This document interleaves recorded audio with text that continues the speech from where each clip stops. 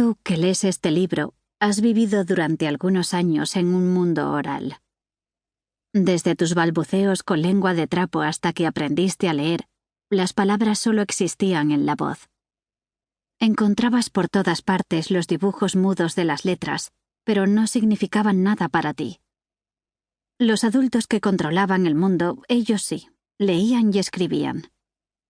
Tú no entendías bien qué era eso, ni te importaba demasiado porque te bastaba hablar. Los primeros relatos de tu vida entraron por las caracolas de tus orejas. Tus ojos aún no sabían escuchar. Luego llegó el colegio, los palotes, los redondeles, las letras, las sílabas.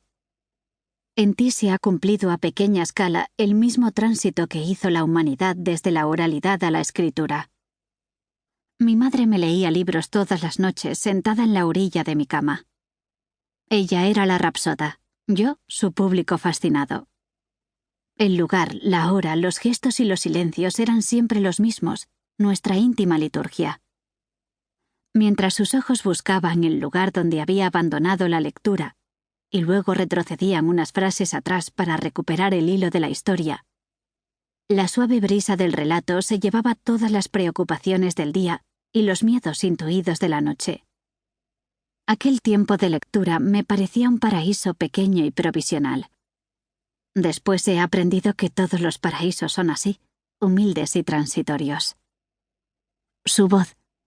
Yo escuchaba su voz y los sonidos del cuento que ella me ayudaba a oír con la imaginación.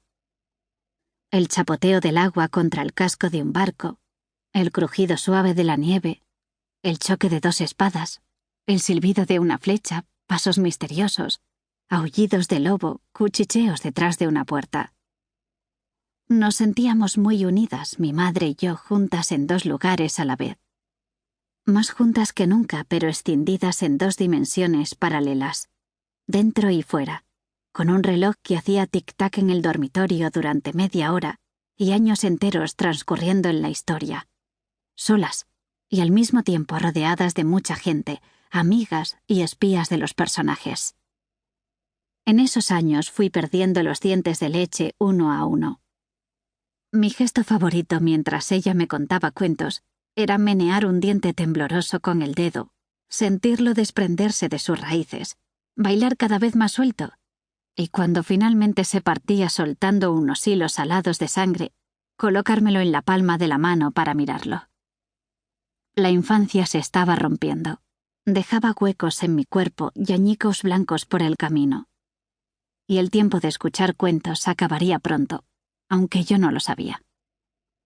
Y cuando llegábamos a episodios especialmente emocionantes, una persecución, la proximidad del asesino, la inminencia de un descubrimiento, la señal de una traición, mi madre carraspeaba, fingía un picor de garganta, tosía.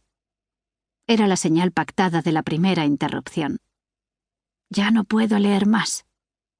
Entonces me tocaba suplicar y desesperarme. No, no lo dejes aquí, sigue un poquito más. Estoy cansada. Por favor, por favor.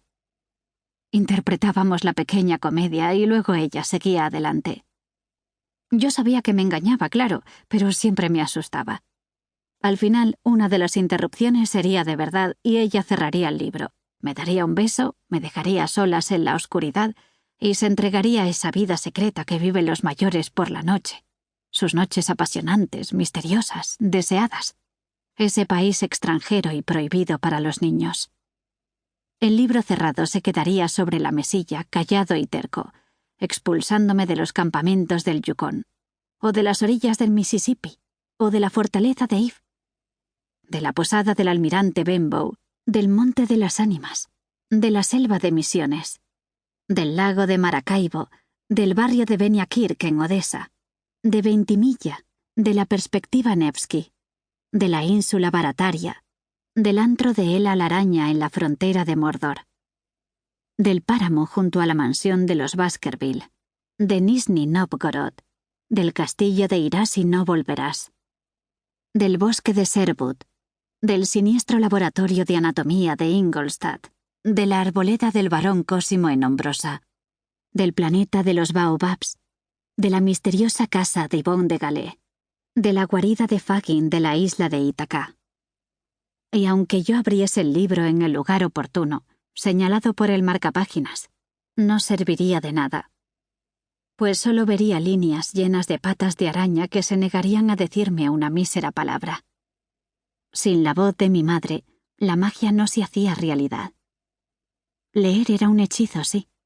Conseguir que hablasen esos extraños insectos negros de los libros, que entonces me parecían enormes hormigueros de papel.